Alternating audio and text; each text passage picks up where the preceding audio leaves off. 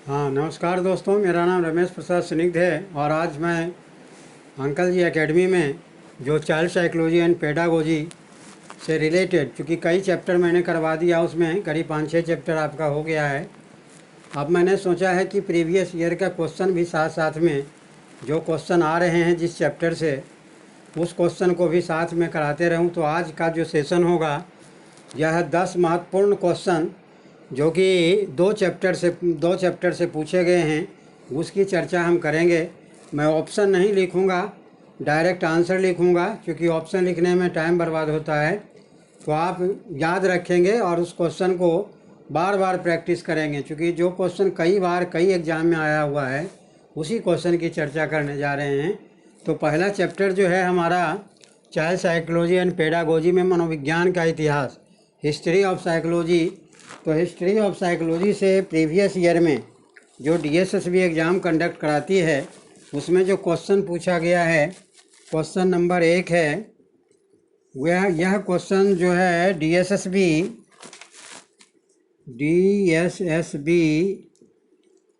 MCD PRT में पूछा गया है 2014 में। अब जो एमसीडी में पूछा गया है वह सी टेट में भी पूछा जा सकता है, दूसरे स्टेट में भी पूछा जा सकता है, क्योंकि सब्जेक्ट कोई पर्टिकुलर स्टेट के लिए नहीं होता है। तो आप इसको, अगर आप सी टेट की तैयारी कर रहे हों, या एच टेट के कर रहे हों, या रीट का कर रहे हों, या और अदर स्टेट के एग्ज़ाम की तैयारी कर रहे हों, तो इस क्वेश्चन पर ज़रूर फोकस करेंगे और इसको आप याद करेंगे और प्रैक्टिस करेंगे, ताकि आप एग्ज़ाम में क्वेश्चन कर सकें। तो पहला क्वेश्चन है जो डीएसएसबी एमसीडी पीआरटी 2014 में पूछा गया था, वह क्वेश्चन है कि शैक्षिक मनोविज्ञान शैक्षिक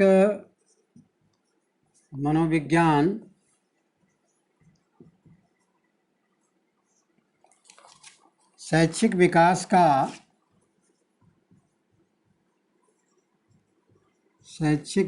का एक व्यवस्थित अध्ययन है। एक व्यवस्थित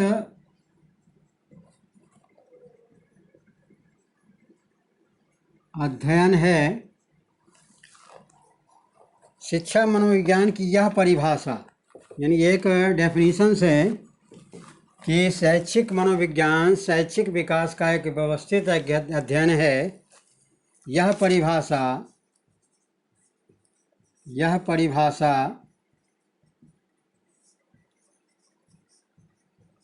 किसके द्वारा दी गई है? 4 ऑप्शन आपके रहेंगे, उसमें जो इसका आंसर होता है वही मैं आपको बताने जा रहा हूँ। यह परिभाषा जेम स्टीफन ने दिए थे। जैसे ऑप्शन में आपका दिया रहेगा, वुडवर्थ दिया रहेगा, या थॉर्नडाइक रहेगा, या बीएफ स्किनर रहेगा, और जेम स्टीफन रहेगा। तो चूँकि डेफिनीशंस हैं, इसीलिए यह डेफिनीशन जो है उन्होंने जेएम स्टीफन ने दिया था। यह क्वेश्चन एमसीडी में पूछा गया है, डीएसएसबी के द्वारा जो कंडक्ट होती है। क्वेश्चन नंबर 2, यह डीएसएसबी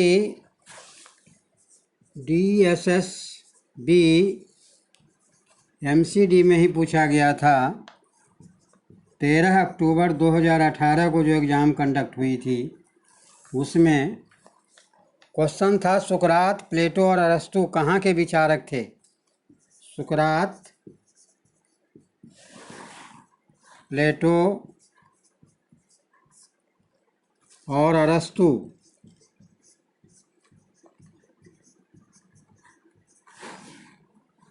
ये तीनों गुरु शिष्य हैं और एक ही जगह के होंगे, या आप अनुमान लगा सकते हैं। अगर आपने चैप्टर को पढ़ा होगा जो हमने करवाया था, तो इसका आंसर आपके दिमाग में आ रहा होगा। कहाँ के विचारक थे? ये सारे जो है ग्रीक के थे। कहाँ के थे? ग्रीक एक देश है जहाँ ये ईसा पूर्व ही इन लोगों की उत्पत्ति हुई, और इन्होंने शिक्षा के क्षेत्र में बहुत काम किए। तीनों दार्शनिक थे। अरस्तु को तो जूलॉजी ऑफ फादर भी कहा जाता है, और सुकरात बहुत बड़े चिंतक थे और बहुत ही साहसी थे। हालांकि इनको जहर दे करके मार दिया गया था वहाँ के राजा के विरुद्ध में। इन्होंने जब आवाज़ उठाई थी तो उन्हें, तो तीनों जो है सुकरात के शिष्य प्लेटो के शिष्य अरस्तु, ये तीनों जो है को रिलेटेड एक दूसरे से हैं। तीसरा क्वेश्चन नंबर 3 है। यह आपका DSSB में ही पूछा गया था। DSSB DOE directorate of education PRT में 6/10/2018 को जो एग्ज़ाम हुआ था उसमें यह क्वेश्चन पूछा गया था। क्योंकि एग्ज़ाम जो होता था पहले, जिस समय 2018 में हुआ है, ऑनलाइन टेस्ट था, तो ऑनलाइन के वजह से अलग अलग डेट में अलग अलग क्वेश्चन पूछे जाते हैं। समस्त शिक्षण सहयोगी समूहों में होना चाहिए। समस्त शिक्षण, क्वेश्चन है समस्त शिक्षण सहयोगी समूहों में, सहयोगी समूहों में होना चाहिए।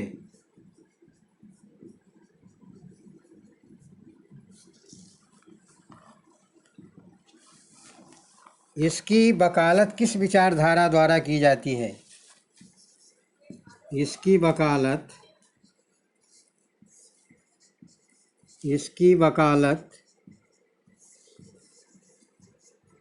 किस विचारधारा द्वारा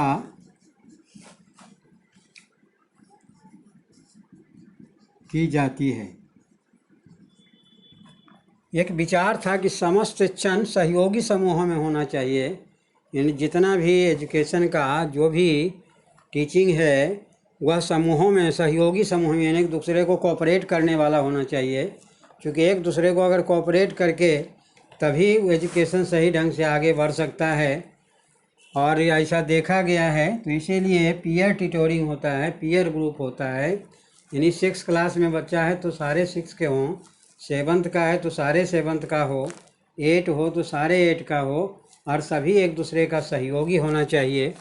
यह विचारधारा जो है सामाजिक संरचनावाद, सोशल स्ट्रक्चरलिज्म, यह जो विचारधारा है वह लिया गया है सामाजिक संरचनावाद। मैंने आपको बताया था कि जो स्ट्रक्चरिंग संरचनावाद जो है वह 6 भागों में बांटा गया था। जब हम मनोविज्ञान का इतिहास पढ़ा रहे होंगे, अपना प्लेलिस्ट में जाइए, मेरा फर्स्ट वीडियो ही था मनोविज्ञान का इतिहास, उसमें ये चर्चा मैंने किया। तो सामाजिक संरचनावाद, जिसको सोशल स्ट्रक्चरलिज्म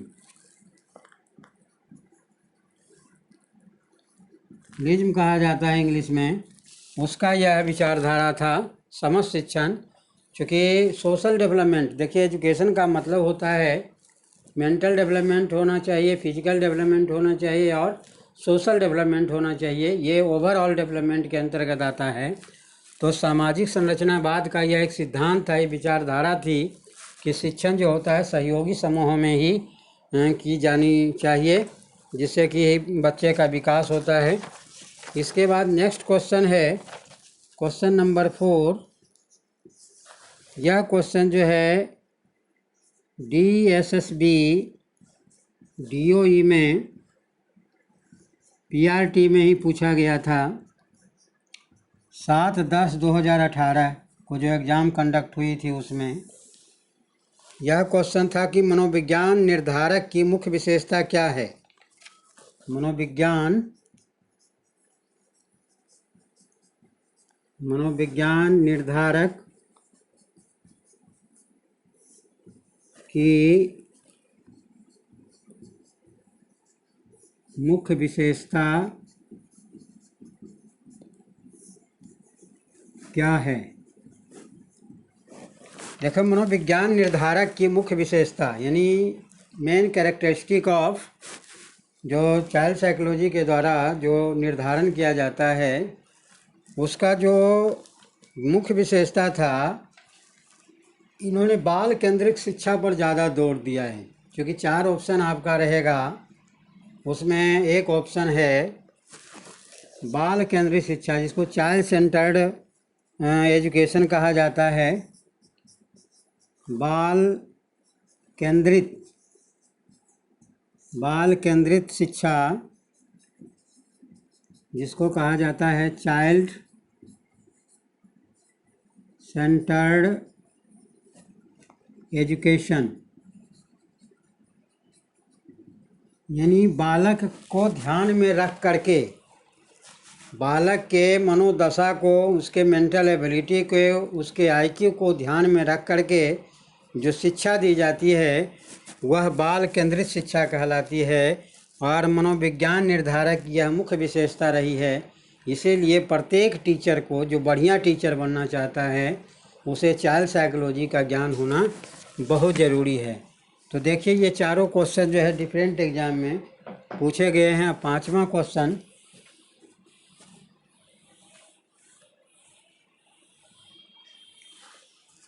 5वां नंबर का जो क्वेश्चन है, यह भी डीएसएसबी,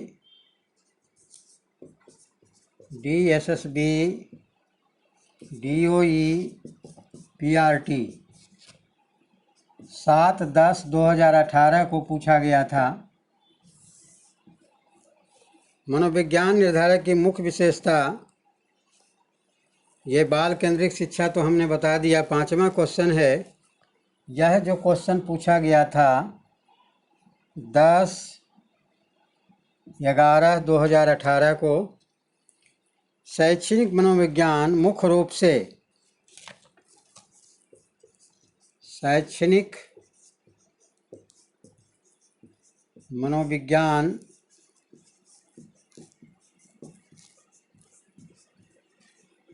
मुख्य रूप से किसके सामान्य व्यवहार को समझने से संबंधित है? किसके सामान्य व्यवहार, बिहेवियर को समझने से संबंधित है। इसमें 4 ऑप्शन आपके दिए रहेंगे। छात्र रहेगा, शिक्षक रहेगा, पेरेंट्स रहेगा, गार्जियन अभिभावक रहेगा, माता रहेगा, पिता रहेगा। तो इसमें जो है शैक्षणिक मनोविज्ञान मुख्य रूप से जो अध्ययन करता है वह छात्र के बिहेवियर का अध्ययन करता है, और उसी के अनुसार जो है वह अनेक थ्योरी, अनेक सिद्धांत जो बनाए गए हैं, उसमें छात्र को ही केंद्र में रख करके। देखिए, इसके पहले वाला जो क्वेश्चन था कि एजुकेशन मनोविज्ञान का जो था, जो मूल उद्देश्य है कि बाल केंद्रित शिक्षा यानी चाइल्ड सेंटर्ड एजुकेशन, तो इसीलिए ऑटोमेटिक है कि शैक्षिक मनोविज्ञान मुख्य रूप से किसके सामान्य व्यवहार को समझने से संबंधित है? तो बालक के व्यवहार को समझने से संबंधित है, छात्र के व्यवहार को समझने से संबंधित है, जिसको इंग्लिश में स्टूडेंट्स कहा जाता है ना। तो यह जो है क्वेश्चन नंबर 5 है। अब देखिए क्वेश्चन नंबर 6। क्वेश्चन नंबर 6 है, यह डीएसएसबी, डीओई, पीआरटी 11/11/2018 को पूछा गया था।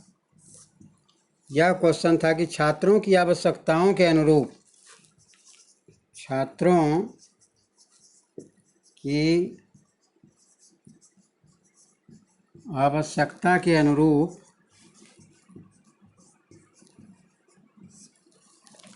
कक्षा के लिए शिक्षण अधिगम गतिविधियों को, शिक्षण अधिगम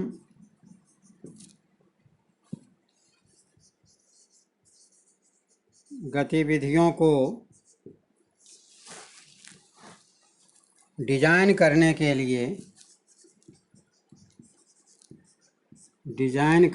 लिए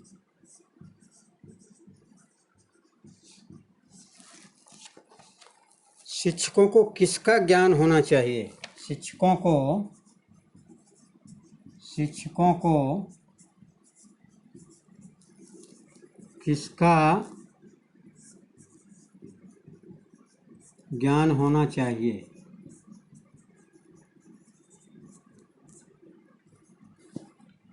छात्रों की आवश्यकता के अनुरूप कक्षा के लिए शिक्षण अधिगम टीचिंग लर्निंग जो है एक्टिविटी डिजाइन करने के लिए शिक्षकों को किसका ज्ञान होना चाहिए? 4 ऑप्शन दिए रहेंगे। इसका जो सही आंसर है वही मैं आपको बता रहा हूँ। इसका है सही आंसर विकासात्मक मनोविज्ञान। विकासात्मक मनोविज्ञान का नॉलेज होना चाहिए टीचर को, क्योंकि अगर वह विकासात्मक क्रम को नहीं जानता है तो करिकुलम को सही डिजाइन नहीं कर सकता है। अब देखिए, प्राइमरी लेवल है, सेकेंडरी लेवल है, मिडिल लेवल है, हायर सेकेंडरी लेवल है, सभी में जो सिलेबस होता है, जो करिकुलम होता है, उसका एक प्रॉपर डिजाइन होना चाहिए कि किस अवस्था में बच्चे का आईक्यू लेवल क्या होता है, उसका वर्ड पावर कितना होता है, वोकैबुलरी का नॉलेज उसको होना चाहिए। तो इसके लिए विकासात्मक मनोविज्ञान का नॉलेज जो है टीचर को ज़रूर होना चाहिए, तभी वह सही ढंग से डिजाइन कर सकेगा। डेवलपमेंटल साइकोलॉजी का नॉलेज होना एक टीचर के लिए बहुत ज़रूरी है। देखे होंगे 4-5 वीडियो मेरा विकास वृद्धि और विकास पर आधारित है। उस वीडियो को जब आप देखेंगे, आप प्लेलिस्ट में जाइए, अगर आप नए हैं या पुराने जिन्होंने नहीं देखा है वो वीडियो देखिए। क्वेश्चन आपको फटाफट आंसर निकल जाएगा, इससे रिलेटेड जो भी क्वेश्चन, क्योंकि मैं वही क्वेश्चन की चर्चा यहाँ कर रहा हूँ जो प्रीवियस एग्जाम में पूछे गए हैं। तो शिक्षक को सिलेबस को डिज़ाइन करने के लिए, टीचिंग लर्निंग एक्टिविटी को डिज़ाइन करने के लिए डेवलपमेंटल साइकोलॉजी का ज्ञान होना बहुत ज़रूरी है। क्वेश्चन नंबर 7 है, यह DSSB में ही पूछा गया है। क्वेश्चन नंबर 7 यह DSSB DOE PRT 14/11/2018 को पूछा गया था। और यह क्वेश्चन है कि मनोविज्ञान शिक्षा और प्रशिक्षण में, मनोविज्ञान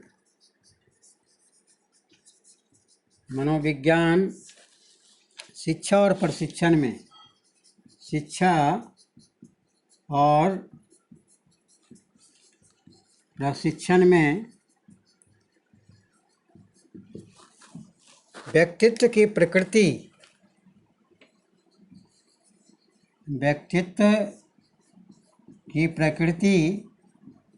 व्यक्तित्व का मतलब पर्सनालिटी होता है, और उसके मनोविज्ञान विकास और उसके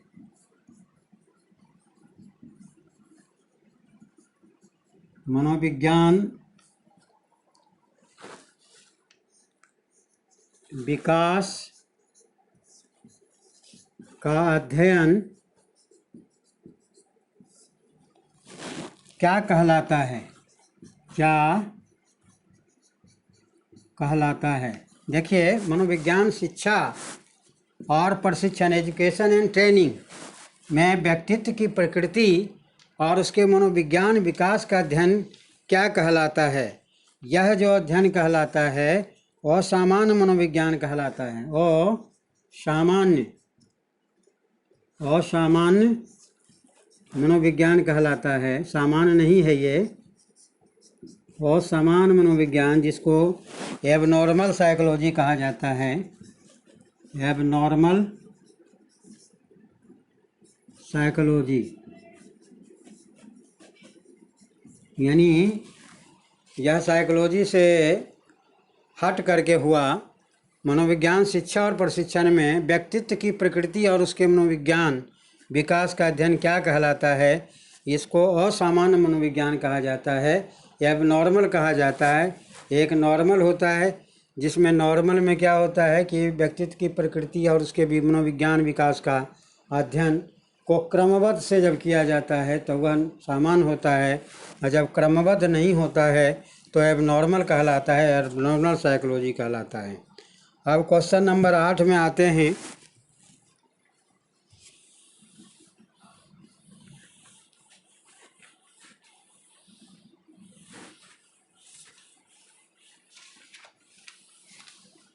क्वेश्चन नंबर 8 यह भी DSSB में पूछा गया है। ये NTT में पूछा गया, नर्सरी टीचर्स की जो बहाली होती है उसमें पूछा गया है। क्योंकि चाइल्ड साइकोलॉजी का अध्ययन जो भी टीचर बनते हैं, चाहे वो NTT करते हों या BT करते हों या JBT करते हों या B.Ed करते हों या M.Ed करते हों, सभी को चाइल्ड साइकोलॉजी, तो यह जो है DSSB NTT में 19/11/2019 को पूछा गया था। विकास मूलक मनोविज्ञान के संस्थापक पिता कौन थे? विकास मूलक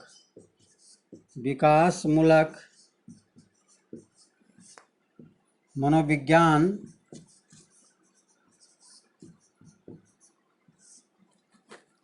के संस्थापक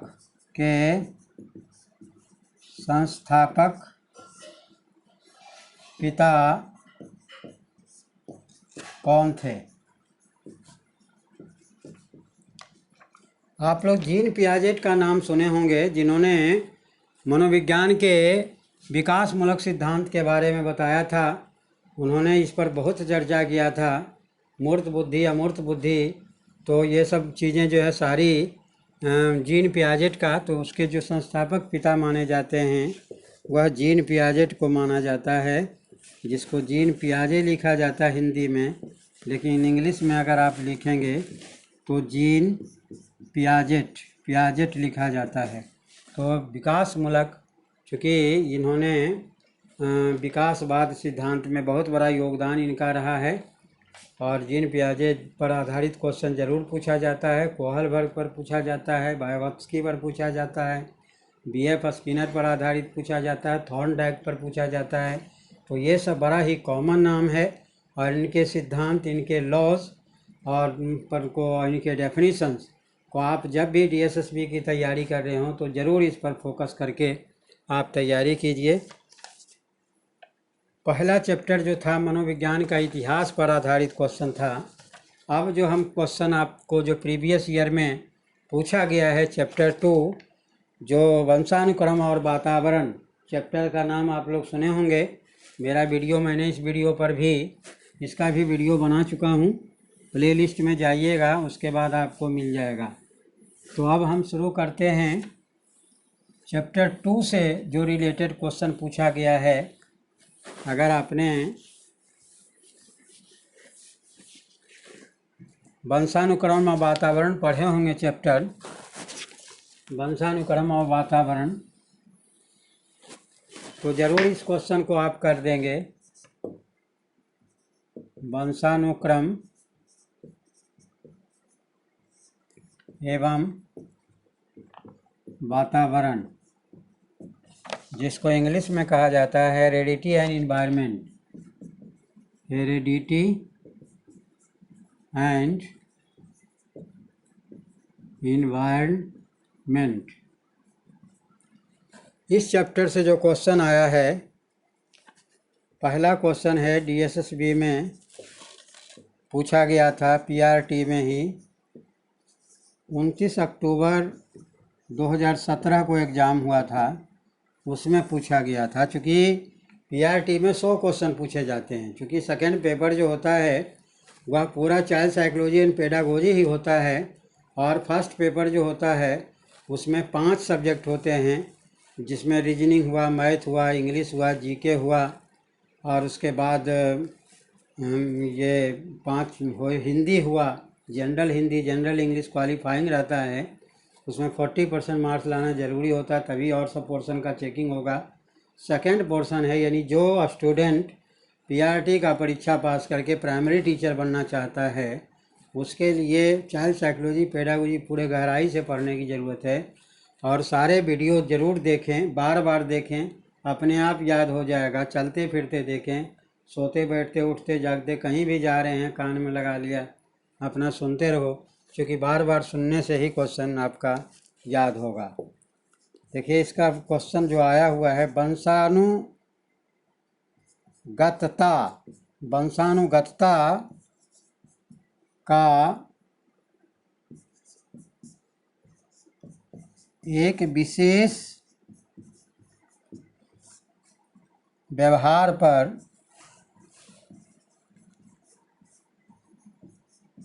प्रभाव दिखता है, प्रभाव दिखता है जब ये क्वेश्चन है, 4 ऑप्शन आपके दिए रहेंगे। जब इसका जो ऑप्शन है, मैं सारा ऑप्शन पर चर्चा नहीं कर रहा हूँ, जो इसका आंसर होगा वही बता रहा हूँ।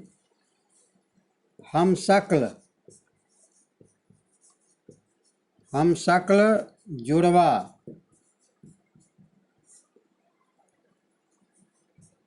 भ्रातृक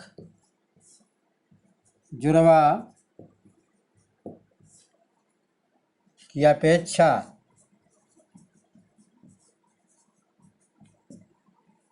अधिक समान व्यवहार दर्शाते हैं, अधिक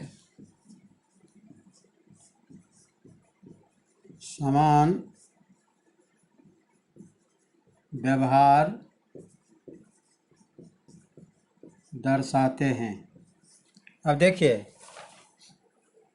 हम शक्ल जुड़वा और भ्रातृक जुड़वा दोनों में क्या अंतर है, यह आपको जानना जरूरी है। वंशानुगतता का एक विशेष व्यवहार पर प्रभाव दिखता है जब हम शक्ल, यानी एक ही शक्ल का हो, दोनों बच्चा का शक्ल बिल्कुल 100% मिलता हो, और भ्रातृक जुड़वा यानी दोनों अगर भाई हो।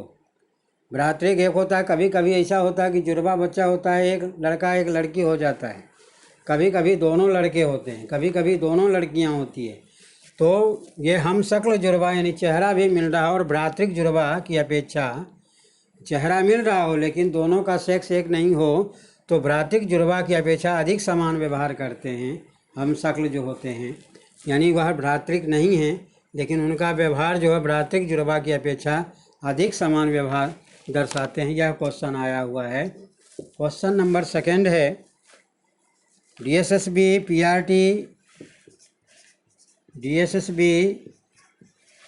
PRT 13 अक्टूबर 2018 में पूछा गया था ये सवाल। क्योंकि ध्यान रखिए, जो क्वेश्चन बार बार पूछा जाता है उस क्वेश्चन पर ज़्यादा फोकस करने की ज़रूरत है, क्योंकि वही रिपीट होता है। जीन और गुणसूत्र, जीन और गुणसूत्र आप लोग जानते होंगे। अगर चैप्टर में वीडियो आपने देखा होगा तो मैंने जीन और गुणसूत्र के बारे में विशेष बताया था, क्योंकि माता पिता का गुण जो है संतान में जाता है, वह इसी के द्वारा ट्रांसफ़र होता है, जीन के द्वारा ट्रांसफ़र होता है। और गुणसूत्र की जो छोटी इकाई होती है उसी को जीन कहते हैं। जीन और गुणसूत्र माता के गर्भ में, माता के गर्भ में गर्भधारण के समय, गर्भधारण के समय बालक में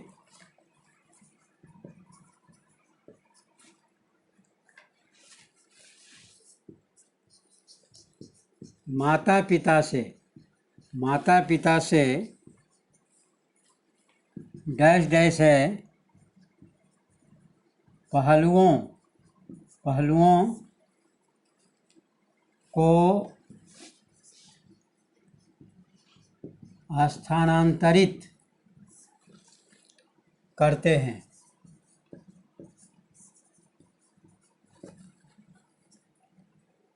देखिए, जीन और गुणसूत्र माता के गर्भ में गर्भधारण के समय बालक में माता पिता से डैश पहलुओं को स्थानांतरित, कौन सा पहलू होता है जिसको स्थानांतरित किया जाता है, तो वह जो पहलू है वो हेरिडिटी होता है, आनुवंशिकी होता है, हेरिडिटी कैरेक्टर का ही ट्रांसफ़र होता है, जिसको आनुवंशिक यानी 4 ऑप्शन आपका दिया रहेगा, उस ऑप्शन में यह दिया रहेगा तो आनुवंशिक होगा। इसका आनुवंशिक को इंग्लिश में कहा जाता है हेरेडिटरी।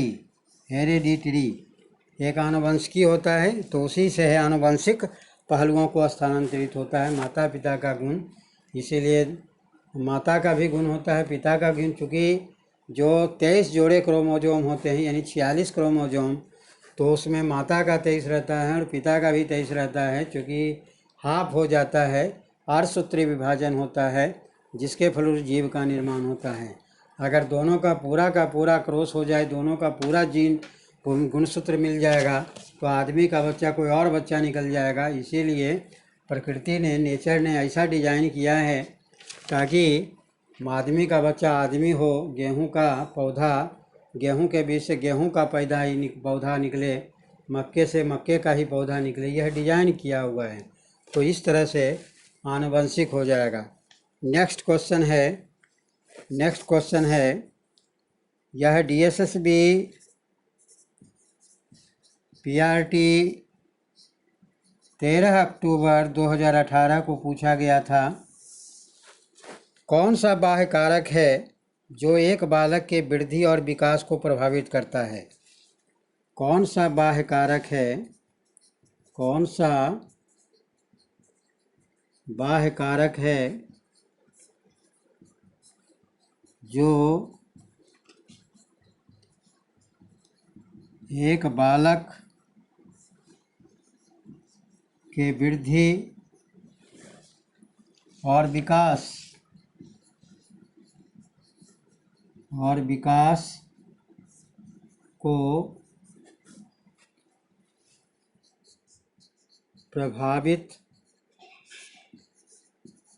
करता है?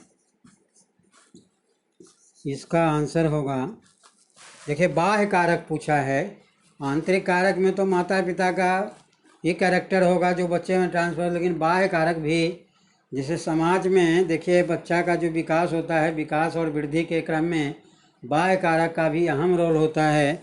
और बाह्य कारक में जो होता है वह कौन सा बाह्य कारक है जो एक बालक के वृद्धि और विकास को प्रभावित करता है? वह पर्यावरण है, शारीरिक पर्यावरण। इसको शारीरिक पर्यावरण ऑप्शन में दिया हुआ है, लेकिन पर्यावरण होना चाहिए। ऐसे शारीरिक पर्यावरण भी अगर लिखा हुआ है तो आप उसको ही निशान लगाएंगे। पर्यावरण जो है बाह्य कारक है, इन्वायरमेंट का बड़ा इफेक्ट होता है। अब देखिए बच्चा अगर जन्म लेता है, उसके माता पिता बहुत अच्छे हैं, लेकिन वातावरण अगर सही नहीं, इन्वायरमेंट अगर सही नहीं है, तो उसका इफेक्ट बच्चे के विकास और वृद्धि में पड़ेगा। अब देखिए एक बच्चा जो नॉर्थ इंडिया में पैदा होता है, एक साउथ इंडिया में पड़ता है, तो वातावरण का वहाँ पर अलग अलग इफेक्ट होता है। एक विदेश में बच्चा अमेरिका में पैदा हो रहा है, एक इंग्लैंड में हो रहा है, उनके दिमाग पर उनके बहुत सारी चीज़ें जो है अलग अलग होती है। उसका कारण है बाह्य कारक जो होता है वृद्धि और विकास को प्रभावित करता है। इसके बाद 4th नंबर है, चौथा क्वेश्चन है इस चैप्टर से जो पूछा गया है।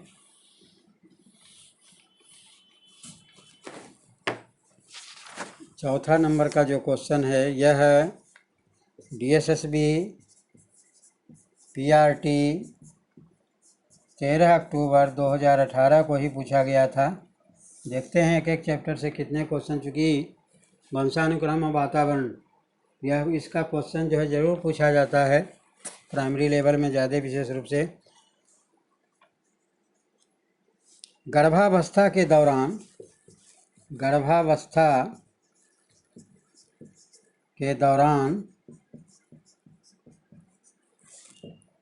माता का शारीरिक और मानसिक स्वास्थ्य, माता का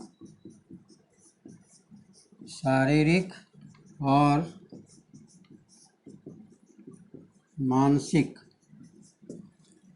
मानसिक स्वास्थ्य एक डैश कारक है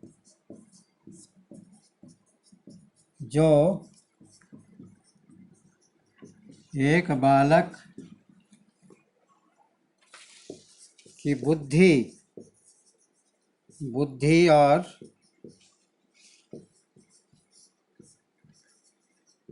विकास, बुद्धि नहीं है, वृद्धि होगा, वृद्धि और विकास को प्रभावित करता है। गर्भावस्था के दौरान माता पिता का शारीरिक और मानसिक स्वास्थ्य एक डैश कारक है जो एक बालक की वृद्धि और विकास को प्रभावित करता है। तो यह जो कारक है वह बाह्य कारक में आता है, एक्सटर्नल होगा, एक्सटर्नल बाह्य कारक है जो एक बालक की वृद्धि और विकास को प्रभावित करता है। क्योंकि गर्भावस्था के दौरान जो होता है माता का शारीरिक और मानसिक स्वास्थ्य, मेंटल और फिजिकल हेल्थ जो होता है वह एक बाह्य कारक है जो बालक के वृद्धि विकास को प्रभावित करता है। तो यह है नेक्स्ट क्वेश्चन। नेक्स्ट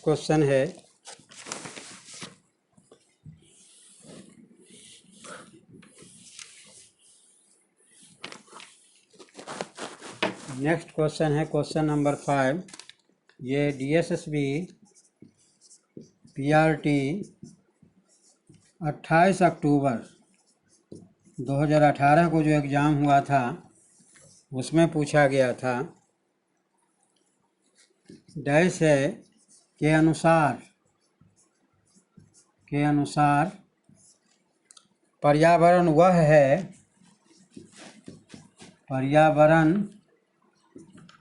वह कारक है जो एक वस्तु के तुरंत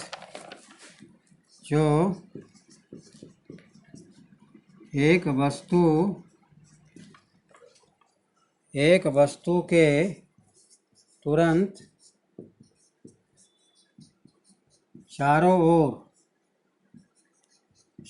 ओर है और उस पर प्रत्यक्ष प्रभाव डालता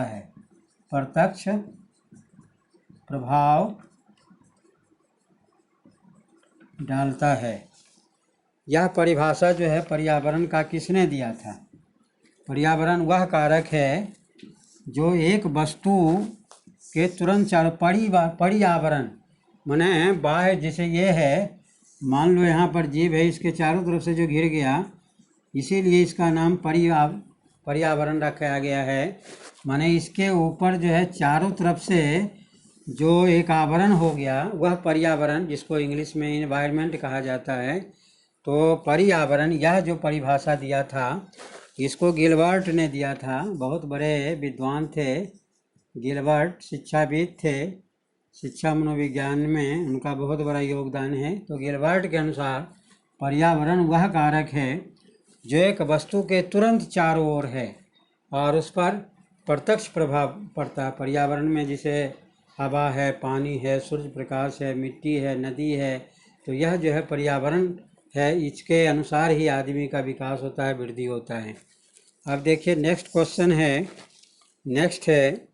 डैश और पर्यावरण का ज्ञान सभी प्रकार के बालकों को संभालने के लिए एक शिक्षक के लिए बहुत ज़रूरी है। देखिए यह क्वेश्चन जो है यह भी DSSB में 2018 में पूछा गया था।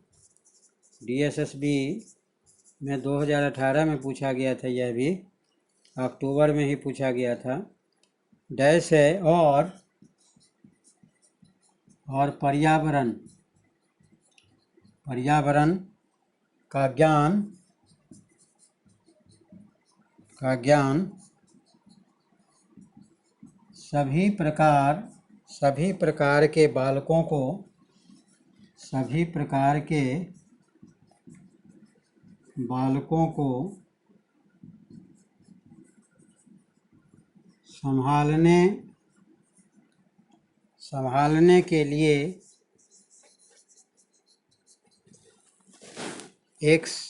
संभालने के लिए एक शिक्षक के लिए अति आवश्यक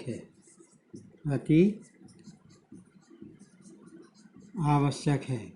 देखिए, पर्यावरण का तो नॉलेज होना ही चाहिए टीचर को, और किसका नॉलेज होना चाहिए?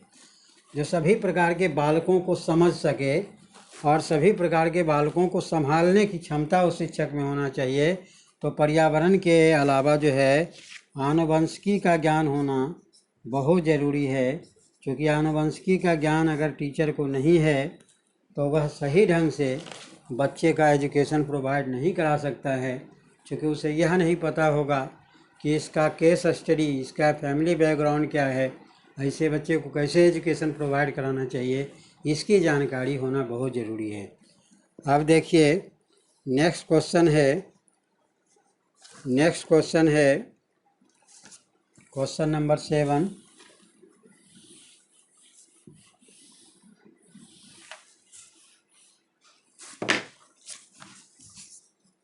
है विभिन्न पहलुओं, यह आया है DSSB, DOE, PRT 6/10/2018 को यह पूछा गया था क्वेश्चन। विभिन्न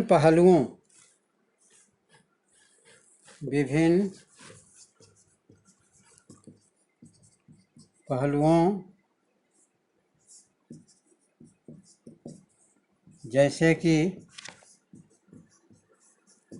भाषा, अर्थव्यवस्था,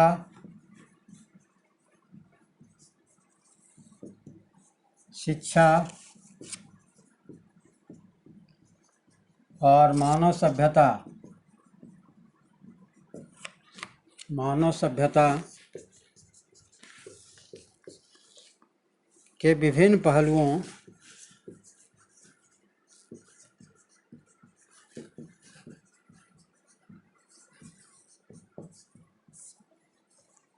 आदि को सामूहिक रूप से कहा जाता है। आदि को सामूहिक रूप से कहा जाता है। क्या कहा जाता है? इसको जैव भौतिक वातावरण कहा जाता है। विभिन्न पहलुओं जैसे कि भाषा, अर्थव्यवस्था, शिक्षा और मानव सभ्यता, है ना, जिसमें भाषा, अर्थव्यवस्था, शिक्षा और मानव सभ्यता सभी को मिला करके जो शब्द इस्तेमाल किया जाता है वह जैव भौतिक वातावरण कहलाता है। क्या कहलाता है? जैव भौतिक वातावरण। जैव भौतिक वातावरण कहलाता है, जिसको फिजिकल इन्वायरमेंट कहा जाता है। क्वेश्चन नंबर 8 है,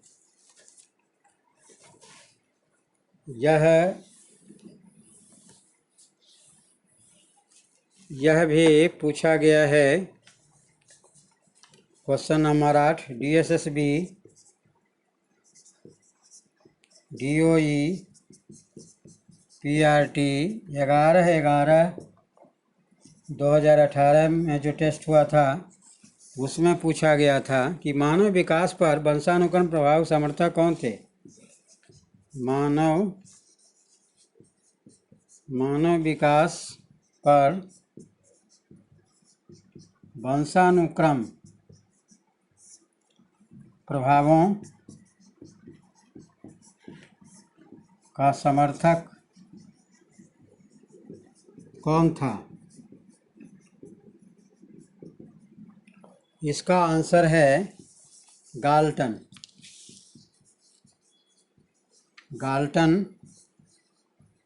जिसमें गेस्टाल्टवाद का जो सिद्धांत दिया गया था उसमें 4 शिक्षाविद थे, उसी में वह भी, इनका भी नाम आता है। इन्होंने मानव विकास पर वंशानुक्रम प्रभावों का समर्थक थे। क्वेश्चन नंबर 9 है, यह DSSB PRT 29/11/2018 को एग्ज़ाम हुआ था, उसमें पूछा गया था उस सिद्धांतकार का नाम बताइए।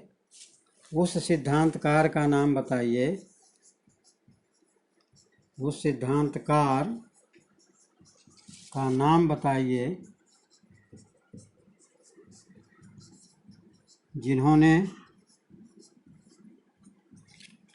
जिन्होंने कहा कि मानव विकास को आनुवंशिकी प्रभावित करती है। जिन्होंने कहा कि मानव विकास को आनुवंशिकी प्रभावित करती है। आनुवंशिकी यानी हेरिडिटी जो है प्रभावित करती है। आनुवंशिकी प्रभावित करती है। इसमें भी इन्हीं का नाम है, गाल्टन का ही।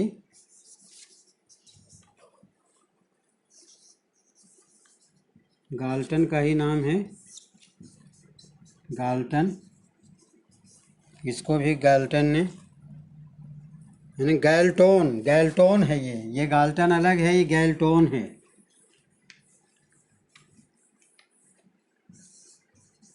गैल्टोन अलग ही लिखा जाता है, गैल्टोन। इसमें आई लग जाता है। जो चैप्टर फर्स्ट और सेकंड में जो क्वेश्चन पूछे गए हैं वह क्वेश्चन मैंने आज चर्चा किया। फिर नेक्स्ट वीडियो में और भी डिफरेंट चैप्टर से जो क्वेश्चन, जो चैप्टर मैंने करवा दिया है ऑलरेडी, उस पर आधारित क्वेश्चन आपको करवाएंगे। अगर आपको वीडियो अच्छा लगे तो इसे लाइक करना ना भूलें, और आप नए हैं तो सब्सक्राइब ज़रूर करें, और अधिक से अधिक उन स्टूडेंट को शेयर करें जो DSSB या CTET के एग्ज़ाम की तैयारी कर रहे हों। Thank you for watching this video.